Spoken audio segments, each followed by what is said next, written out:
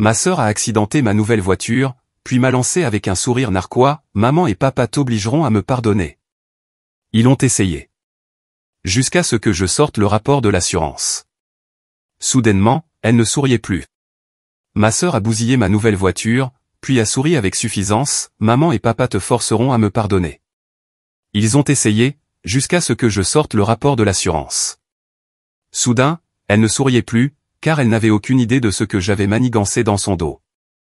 J'avais passé des années à économiser chaque euro supplémentaire, à sauter les vacances, à ignorer les achats impulsifs et à conduire ma vieille berline toute cabossée jusqu'à l'os, juste pour enfin m'offrir la seule chose que j'avais toujours voulu, une voiture neuve qui soit entièrement à moi, payée avec mon propre argent durement gagné. Au moment où j'ai signé les papiers et que le concessionnaire m'a tendu les clés, j'ai ressenti quelque chose que je n'avais pas ressenti depuis longtemps, une fierté pure et sans filtre pour moi-même. J'ai passé mes doigts sur le capot lisse et brillant, j'ai humé l'odeur enivrante des sièges en cuir neuf et j'ai pensé, c'est à moi. Chaque partie de cette voiture est à moi. J'avais à peine possédé la voiture depuis une journée complète avant que ma jeune sœur, Chloé, ne décide que mon bonheur était à sa disposition. Chloé, qui avait été couvée et gâtée toute sa vie, n'avait jamais travaillé pour quoi que ce soit, n'avait jamais pris de responsabilité et n'avait jamais fait face à une conséquence que nos parents ne pouvaient pas étouffer. C'était le genre de personne qui traitait les affaires des autres comme si elles lui appartenaient par défaut, parce que c'était ainsi que la vie avait toujours fonctionné pour elle. Quand je suis arrivé dans l'allée de nos parents ce soir-là pour leur montrer la voiture, Chloé était déjà là, adossée au garage avec ce sourire paresseux et suffisant qu'elle arborait toujours. Elle a à peine levé les yeux de son téléphone quand je me suis garé. « Belle bagnole », a-t-elle dit en se décollant du mur pour s'approcher, jetant un coup d'œil par la fenêtre côté conducteur comme si elle avait déjà décidé que la voiture lui appartenait. « Quel est le kilométrage ?»« Moins de 100, ai-je répondu, me forçant à paraître neutre, même si je sentais déjà ma patience s'effriter. Chloé a laissé échapper un petit sifflement, hochant la tête d'un air approbateur. Puis, sans demander, elle a attrapé la poignée et a ouvert la portière. « Laisse-moi faire un tour. » J'ai immédiatement bougé pour fermer la porte avant qu'elle ne puisse monter, secouant fermement la tête. Pas question. Je viens de la voir. Tu ne la conduis pas. Chloé a levé les yeux au ciel comme si je venais de lui dire qu'elle ne pouvait pas m'emprunter 10 €. Oh, allez, Anne. Ne sois pas si maniaque du contrôle. Ce n'est qu'une voiture. Exactement, ai-je rétorqué. C'est juste une voiture que j'ai payée avec mon propre argent. Tu n'as pas le droit de la prendre. Mais Chloé n'avait jamais été du genre à accepter un non. Elle a juste souri, haussé les épaules et reculé. Mais quelque chose dans son expression a envoyé un frisson d'avertissement le long de ma colonne vertébrale, comme si elle avait déjà un plan de secours en marche. J'aurais dû faire confiance à mon instinct. Salut tout le monde, désolé d'interrompre votre visionnage, mais s'il vous plaît, abonnez-vous à la chaîne et aimez cette vidéo. Merci. Plus tard dans la nuit, j'ai laissé les clés de ma voiture sur la console de l'entrée pendant quelques minutes seulement, le temps de monter chercher quelque chose dans ma chambre. Quand je suis redescendu, les clés avaient disparu, et ma voiture aussi. Mes mains se sont serrées en poing alors que je réalisais. Chloé. Je suis sorti en trombe, le cœur battant à tout rompre, mais elle était déjà loin, le crissement des pneus s'estompant au loin. J'ai sorti mon téléphone et composé son numéro, mais je suis tombé directement sur sa messagerie, encore et encore.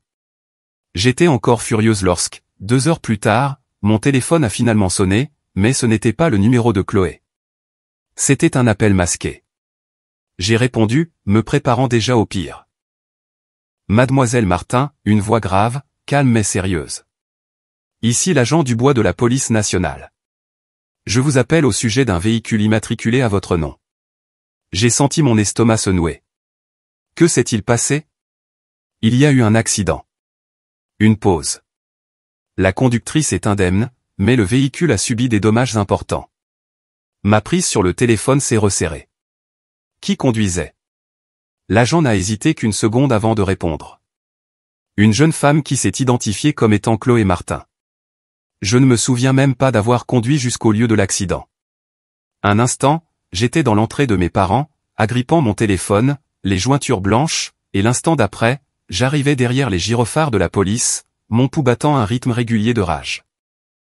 Et elle était là, ma sœur, debout à côté de ce qui restait de ma voiture neuve, les bras croisés, l'air complètement imperturbable.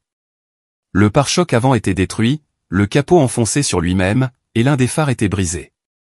Ma belle et parfaite voiture était ruinée, et Chloé se tenait là comme si de rien n'était. Je suis sorti de ma vieille voiture, claquant la portière plus fort que prévu, mes mains tremblant alors que je marchais vers elle. « Qu'est-ce que tu as foutu, bon sang ?» Chloé s'est finalement tournée vers moi. Et puis, au moment le plus exaspérant de toute ma vie, elle a souri avec suffisance. « Ça craint ?» a-t-elle dit en haussant les épaules comme si elle venait de faire tomber mon cornet de glace au lieu de démolir ma voiture. Mais bon, ne panique pas, maman et papa te forceront à me pardonner. J'ai senti ces mots me frapper comme une gifle. Maman et papa me forceront à la pardonner. Ce n'était pas une excuse. Ce n'était même pas une reconnaissance de ce qu'elle avait fait. C'était une déclaration suffisante et arrogante que, peu importe ma colère, peu importe les dégâts qu'elle avait causés, ça n'aurait pas d'importance parce que nos parents arrangeraient les choses, comme ils l'avaient toujours fait. J'ai pris une profonde inspiration, mes poings serrés le long de mon corps, mon pouls martelant dans mes oreilles. C'est à ce moment-là que quelque chose en moi a craqué. Je n'allais pas la laisser s'en tirer cette fois. Pas cette fois. Avez-vous déjà eu un frère ou une sœur qui pensait pouvoir tout se permettre? Dites-le moi dans les commentaires, parce que j'en avais fini de laisser passer. Je me suis réveillé le lendemain matin avec un mal de tête lancinant, mon corps encore tendu par la frustration de la nuit précédente, mon esprit rejouant chaque détail de cette horrible rencontre sur le lieu de l'accident. Le visage narquois de ma sœur me hantait comme un cauchemar qui refusait de se terminer. Ma voiture, ma belle voiture neuve durement gagnée, avait disparu, détruite en un instant par quelqu'un qui n'avait jamais travaillé un seul jour de sa vie. Quelqu'un qui n'avait jamais fait face à une seule conséquence. Quelqu'un qui croyait sincèrement que ma colère n'était qu'un inconvénient dans sa journée. Je savais, avant même de sortir du lit, que mes parents allaient m'appeler, qu'ils exigeraient une conversation, qu'ils essaieraient d'arranger les choses comme ils le faisaient toujours, comme si les actions de Chloé n'étaient qu'une autre erreur mineure que nous pourrions tous oublier si seulement j'étais raisonnable, comme une bonne fille devrait l'être. Effectivement, dès que j'ai regardé mon téléphone, j'ai vu 3 appels manqués de maman, 2 de papa, et un SMS de Chloé si incroyablement arrogant que j'ai dû le relire 2 fois pour en croire mes yeux. Arrête de faire ton cinéma, Anne. Ce n'est qu'une voiture. Maman et papa ont dit qu'on trouverait une solution, alors arrête de faire comme si c'était la fin du monde. Il n'y avait aucune excuse, aucun remords, pas même la moindre reconnaissance qu'elle avait fait quelque chose de mal. Juste une arrogance pure suintant de chaque mot, comme si le vrai problème n'était pas qu'elle avait volé et accidenté mon bien, mais que j'avais osé en faire toute une histoire. J'ai ravalé ma rage, me forçant à respirer lentement, me rappelant que m'énerver pour un SMS ne m'aiderait pas maintenant. Chloé avait toujours été comme ça, et je savais exactement où elle l'avait appris. Je suis allé chez mes parents, les jointures blanches sur le volant de ma vieille voiture de secours, l'estomac noué par un mélange de colère et d'épuisement, sachant déjà exactement comment cette conversation allait se dérouler. Je suis entré sans frapper, sans me soucier des politesses, trouvant mes parents assis raidement à la table de la cuisine, leurs expressions un mélange parfait d'inquiétude forcée et d'exaspération à peine voilée, comme si j'étais le problème, comme si ma réaction était la chose à corriger. Chloé était affalée sur une des chaises, faisant défiler son téléphone, l'air complètement indifférente, comme si elle attendait que tout ça se tasse pour pouvoir continuer sa vie pendant que je devais ramasser les morceaux de ce qu'elle avait ruiné. Maman a soupiré lourdement, posant sa tasse de café comme si ma présence l'épuisait déjà, se frottant les tempes comme si elle était la victime dans tout ça. Anne, ma chérie, il faut qu'on parle de cette situation, parce que cette colère que tu gardes n'est saine pour personne. J'ai senti quelque chose de froid s'installer dans ma poitrine, quelque chose de silencieux mais dangereux, une fureur lente que j'avais portée pendant des années mais que je ne m'étais jamais pleinement autorisé à reconnaître jusqu'à présent. Ma colère, ai-je répété, ma voix étrangement calme, mes mains posées sur le dossier d'une chaise vide, agrippant le bois si fort que mes doigts me faisaient mal. Vous pensez que ma colère est le problème ici? Maman a poussé un long soupir, échangeant un regard rapide avec papa, leur communication silencieuse montrant douloureusement qu'ils étaient unis, que leur décision avait déjà été prise avant même que je n'entre. Ma chérie, a-t-elle dit, sa voix dégoulinant de condescendance, comme si j'étais une enfant faisant un caprice pour un jouet cassé. Ce n'est qu'une voiture. Chloé n'a pas fait exprès de l'accidenter. Et nous ne pensons pas qu'il soit juste de la punir si sévèrement pour quelque chose qui était clairement un accident. J'ai senti quelque chose craquer en moi, quelque chose qui avait tenu par pure volonté pendant des années, quelque chose qui avait été étiré, tiré et déchiré une fois de trop. Elle l'a volé, ai-je dit, ma voix plate, dépourvue d'émotion, car si je me laissais ressentir quoi que ce soit, je savais que j'exploserais. Je lui ai dit non. Elle a pris mes clés quand même. Elle a volé ma voiture, l'a démolie, puis m'a souri au nez parce qu'elle savait que vous la couvririez, comme vous le faites toujours. Chloé a poussé un soupir théâtral, levant enfin les yeux de son téléphone, les roulant comme si toute cette conversation était en dessous d'elle. Mon Dieu, Serette, on dirait que j'ai tué quelqu'un, a-t-elle marmonné en secouant la tête, son arrogance rayonnant d'elle par vagues. J'ai fait une erreur. C'est bon, calme-toi. Papa a tendu la main, posant une main douce sur la mienne, ses yeux suppliants, son expression soigneusement conçue pour ressembler à de l'amour, mais qui n'était en réalité que de la manipulation enrobée dans un joli paquet. Anne, tu es sa sœur, a-t-il dit doucement, inclinant la tête comme s'il parlait à un bambin ayant besoin d'être corrigé. Je sais que tu es contrarié, mais la famille pardonne, ma chérie. C'est ce que nous faisons. Nous nous pardonnons les uns les autres. Je l'ai regardé fixement, l'audace pure de ses mots. La façon dont il avait si facilement placé sur moi la responsabilité de réparer ce que Chloé avait fait, comme si mes sentiments étaient un inconvénient. Comme si mon travail acharné ne signifiait rien. Comme si mes sacrifices n'avaient pas d'importance tant que Chloé était heureuse. J'ai réalisé à ce moment-là que j'avais passé toute ma vie à être conditionné à accepter ce traitement, à croire que mes besoins passaient en second, que ma colère était injustifiée, que ma douleur était quelque chose que je devais ravaler en silence pour préserver la paix familiale. Mais je n'étais plus cette personne. Je n'allais pas les laisser me culpabiliser pour me soumettre cette fois. Alors, j'ai fait quelque chose que je n'avais jamais fait auparavant. J'ai souri.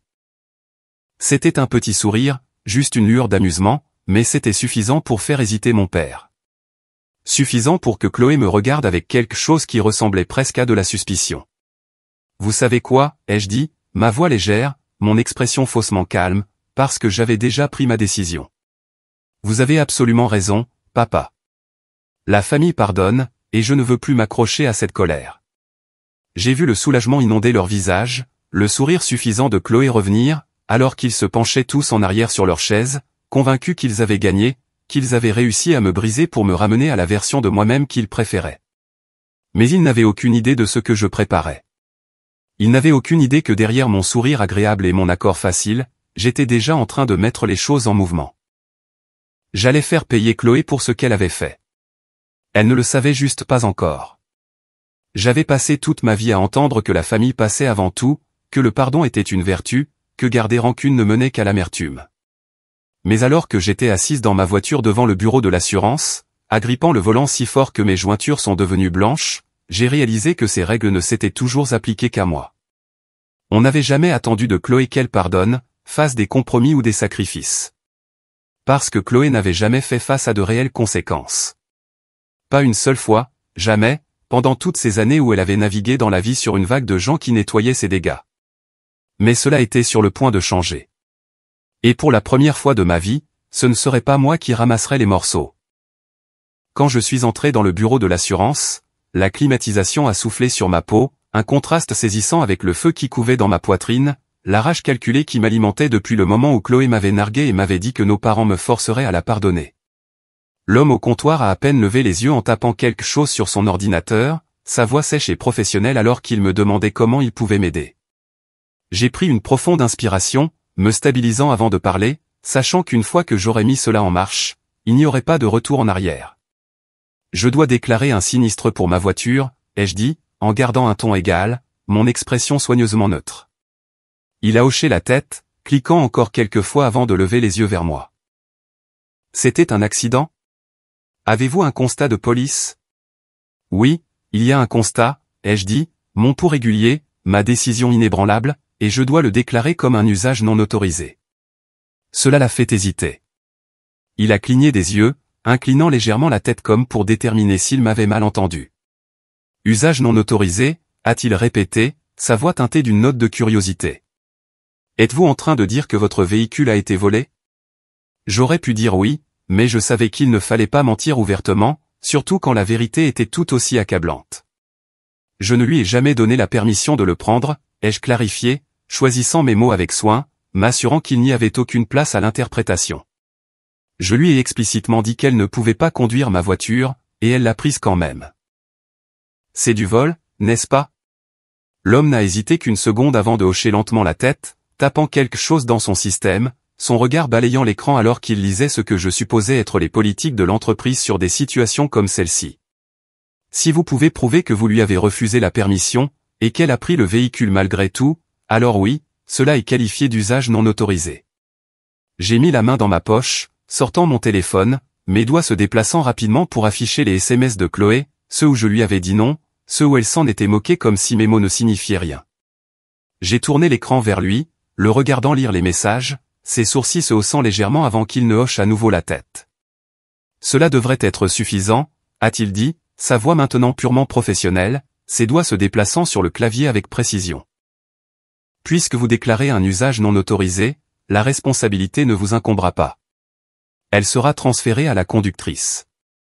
Chloé. La responsabilité serait transférée à Chloé.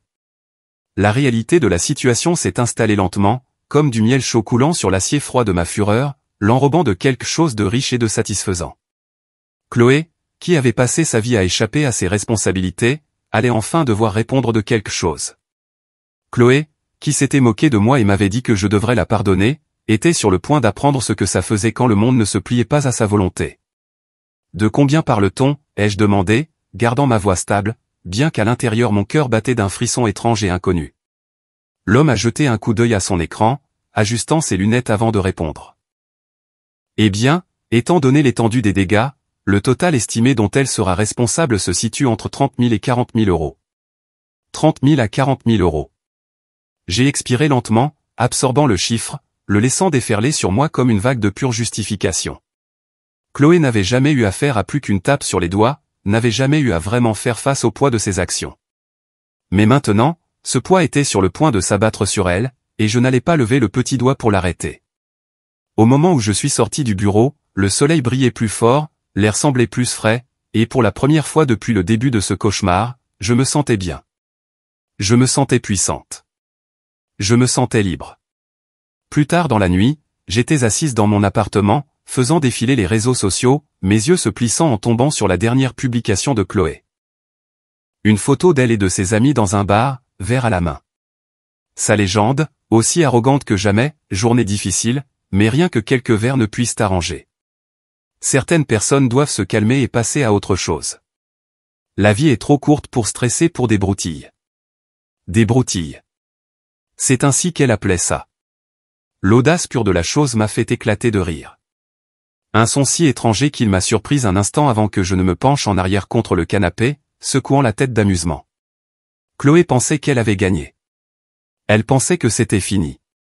Elle pensait que nos parents l'avaient encore une fois tiré d'affaire, que tout allait redevenir normal, que j'avais simplement ravalé ma colère et tourné la page comme je l'avais toujours fait auparavant.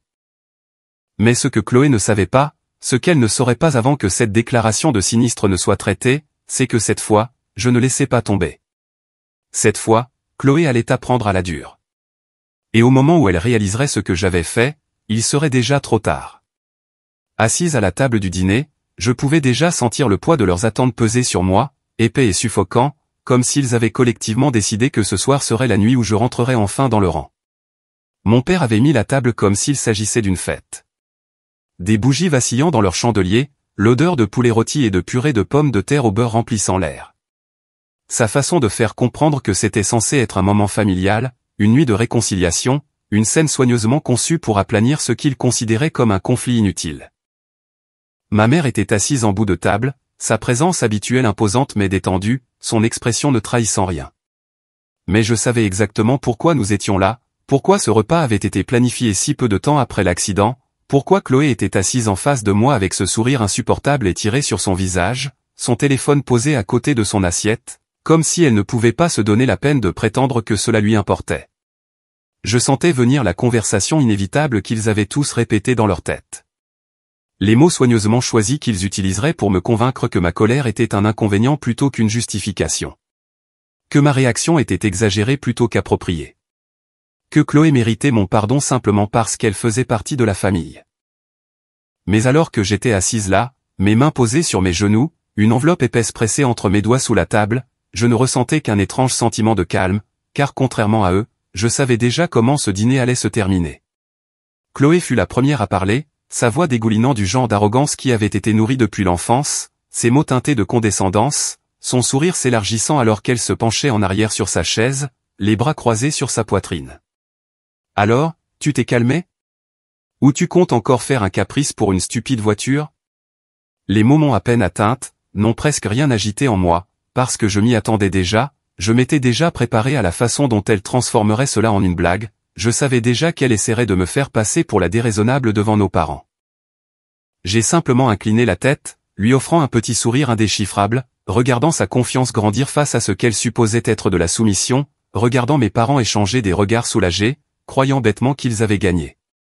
Mon père a poussé un soupir théâtral, du genre qui se voulait exaspéré mais doux, comme s'il endossait le rôle épuisant de médiateur, comme s'il était le seul à avoir la patience de s'occuper de moi.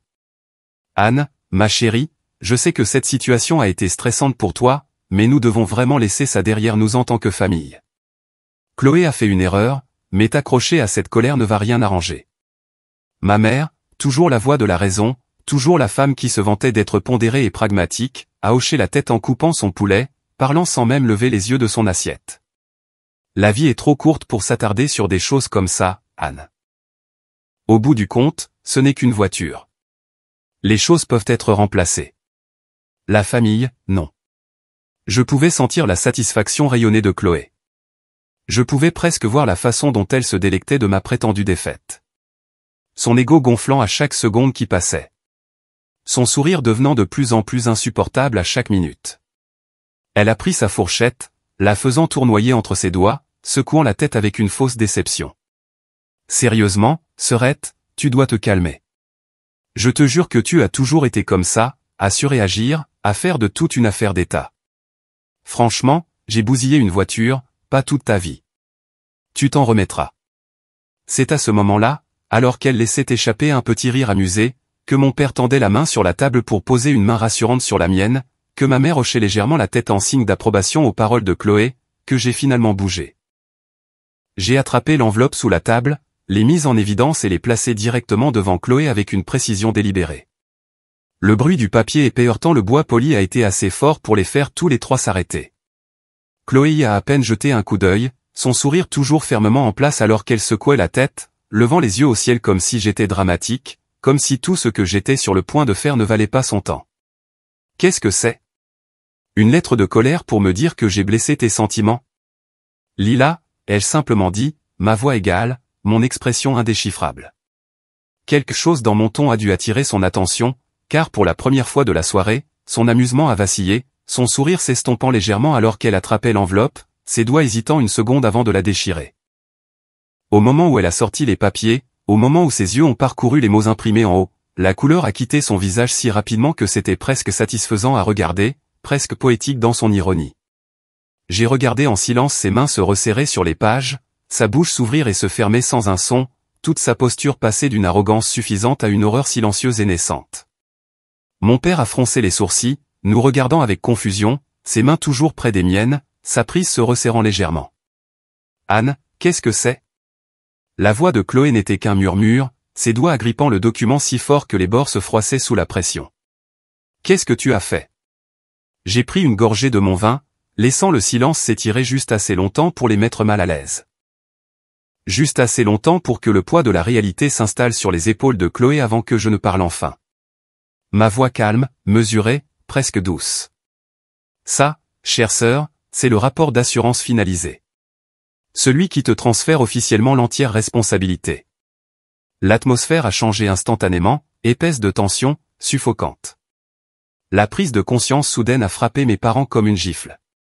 Ma mère a finalement levé les yeux de son assiette, sa fourchette figée à mi-chemin de sa bouche, ses yeux vifs, calculateurs, essayant de reconstituer ce qui venait de se passer, essayant de comprendre comment Chloé était passée d'intouchable à responsable.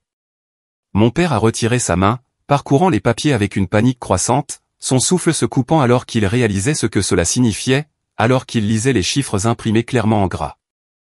Chloé, pour la première fois de sa vie, avait l'air effrayée, et je ne m'étais jamais sentie aussi satisfaite de toute mon existence. La chaise de Chloé a raclé bruyamment le sol alors qu'elle se reculait de la table avec assez de force pour faire trembler les couverts. Son souffle était court et saccadé, son visage tordu par un mélange d'incrédulité et de fureur, ses mains agrippant le papier de l'assurance si fort qu'il se froissait sous ses doigts. Elle est restée là un instant, sa poitrine se soulevant et s'abaissant alors qu'elle me fixait avec quelque chose qui ressemblait presque à de la trahison, comme si je l'avais en quelque sorte lésée en refusant de me laisser faire et d'accepter ce qu'elle avait fait.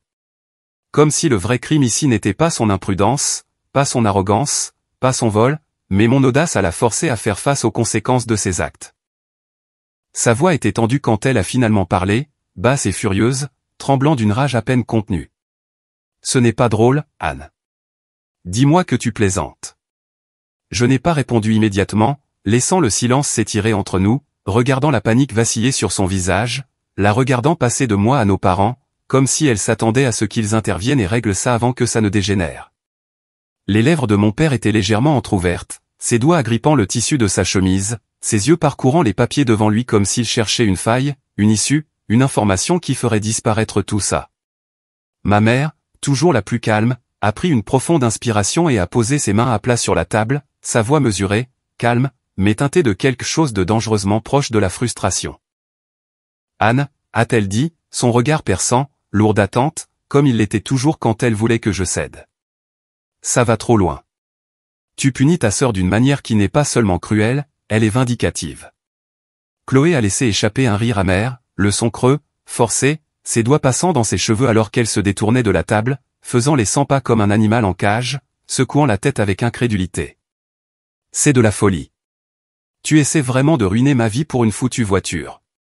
Je me suis penché en arrière sur ma chaise, croisant les bras sur ma poitrine, mon expression indéchiffrable, ma voix stable. Non, Chloé. Je ne ruine pas ta vie. Je ne nettoie juste pas tes dégâts cette fois. Mon père a inspiré brusquement, sa main se portant à sa poitrine comme si je l'avais physiquement frappé, ses yeux écarquillés d'incrédulité, comme s'il ne pouvait pas comprendre que je refusais de jouer le rôle qu'il m'avait assigné depuis l'enfance. Le rôle de la responsable, celle qui pardonnait, celle qui aplanissait les choses, celle qui faisait les sacrifices pour que Chloé n'ait jamais à en faire. Ma chérie, ça va la suivre pendant des années, a-t-il murmuré, sa voix tremblante, ses doigts se resserrant sur les papiers, comme s'il pouvait les faire disparaître par la seule force de sa volonté. Des sinistres comme ça, le fardeau financier. Ce n'est pas juste une petite punition. Ça va ruiner son crédit, son avenir, sa capacité à quoi, papa, ai-je interrompu, ma voix plus sèche maintenant, ma patience s'amenuisant dangereusement, mes mains appuyées sur le bord de la table pour rester stable. À continuer à se la couler douce sans conséquence? À continuer à prendre tout ce qu'elle veut sans se soucier de l'impact sur les autres? À continuer à vous laisser, toi et maman, la protéger de la réalité? Chloé a claqué ses mains sur le dossier de sa chaise, la mâchoire serrée, tout son corps si tendu que j'ai cru qu'elle allait se briser en deux. Tu agis sérieusement comme si j'avais tué quelqu'un, a-t-elle grondé, ses yeux brûlants de rage, sa voix tremblant d'incrédulité. J'ai fait une erreur. D'accord, j'ai pris ta voiture. Je l'ai démolie. Je n'ai pas été cool à ce sujet. Très bien. J'ai compris. J'ai merdé. Mais toi, elle a fait un geste ample vers les papiers dans les mains de mon père, son expression se tordant de frustration, tu as tout fait pour que ce soit le pire possible pour moi. Quelque chose en moi a flambé à ces mots. Quelque chose de brut, de furieux, quelque chose qui couvait depuis des années, mais n'avait jamais complètement fait surface jusqu'à maintenant. Je me suis levé lentement, délibérément, mon regard se fixant sur le sien, ma voix basse mais inébranlable, ma colère froide et précise. Tu ne t'es pas soucié quand j'ai perdu quelque chose pour lequel j'avais travaillé. Pourquoi devrais-je me soucier maintenant que tu perds quelque chose? Les mots l'ont frappé plus fort que je ne l'attendais, lui coupant le souffle, son expression vacillant momentanément. Une lueur de quelque chose qui ressemblait presque à du regret a traversé son visage, mais elle a disparu aussi vite, enfouie sous des couches d'arrogance, de colère, de la conviction inébranlable que c'était moi qui étais injuste. Ma mère a expiré par le nez, se frottant les tempes comme si c'était un inconvénient épuisant, comme si mon refus de céder n'était qu'une irritation. Anne, je comprends que tu sois contrariée, mais ce n'est pas bien. Nous sommes une famille. On ne se fait pas ça entre nous. J'ai laissé échapper un rire sans joie, secouant la tête, mes bras croisés sur ma poitrine. On ne se fait pas ça entre nous? C'est drôle, maman, parce que Chloé n'a eu aucun problème à me le faire. Et tu n'as eu aucun problème à la laisser faire. Chloé a ricané, secouant la tête avec incrédulité, ses mains agrippant ses cheveux comme si elle allait les arracher. Je n'ai pas ce genre d'argent, a-t-elle marmonné, sa voix se brisant légèrement, la réalité de la situation s'imposant enfin à elle. Comment diable suis-je censé payer pour ça? Pour la première fois de la soirée, j'ai réellement souri, mais il n'y avait rien de chaleureux dans ce sourire. Rien de doux, rien de pardonnant.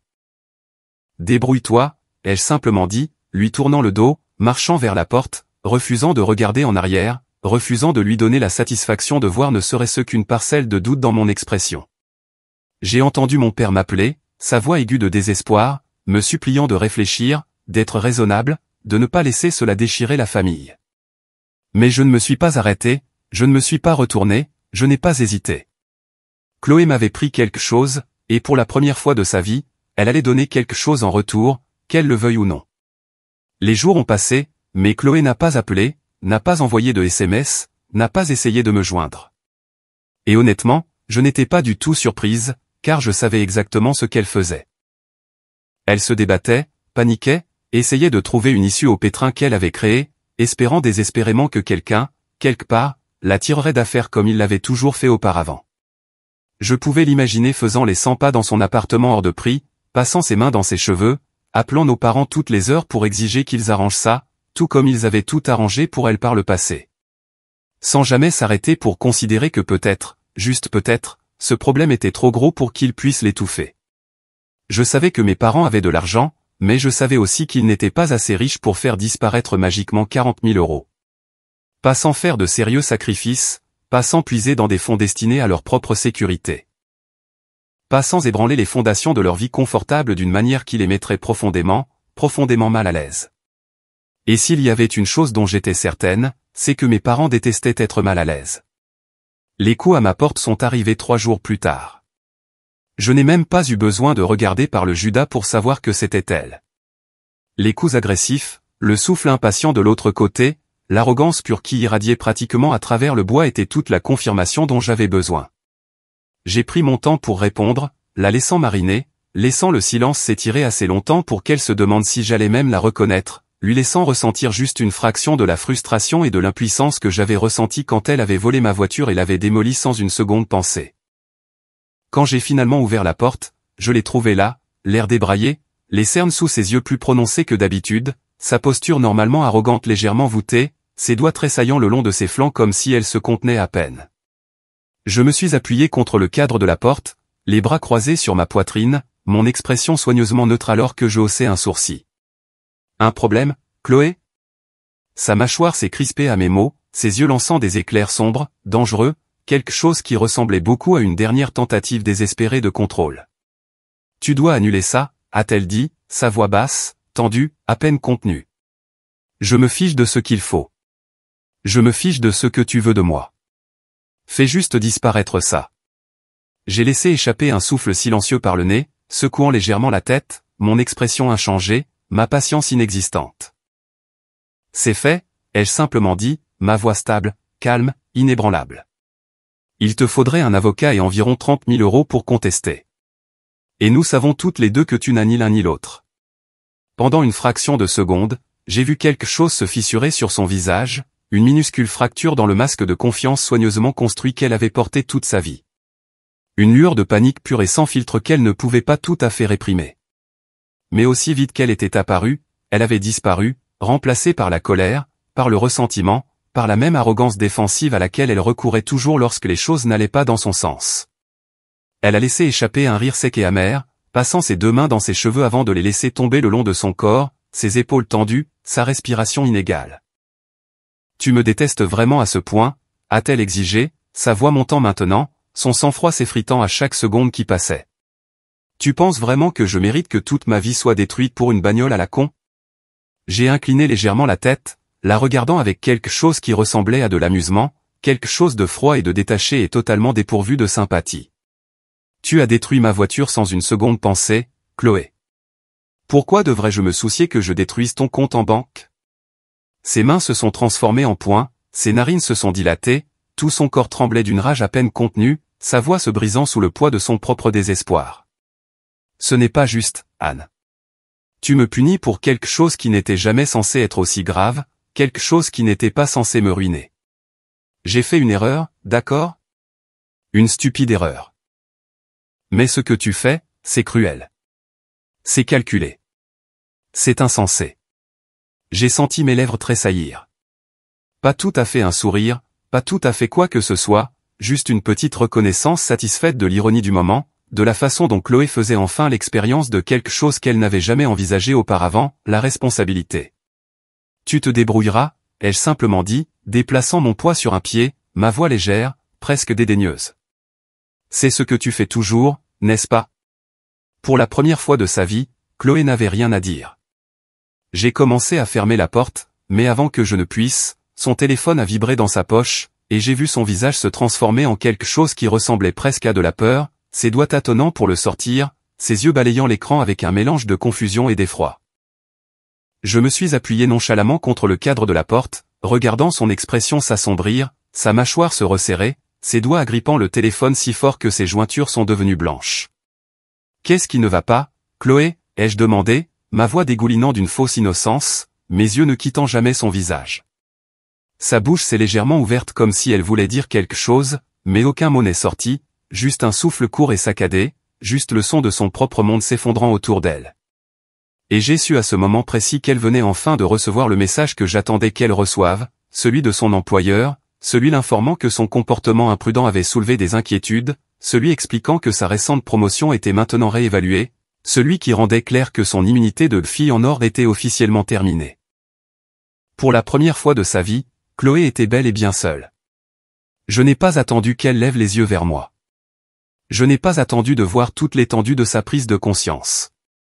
Je n'ai pas attendu d'entendre la pathétique excuse ou le plaidoyer désespéré qui allait forcément jaillir de ses lèvres. J'ai simplement souri, un sourire lent, entendu et satisfait, et j'ai doucement fermé la porte sur son visage.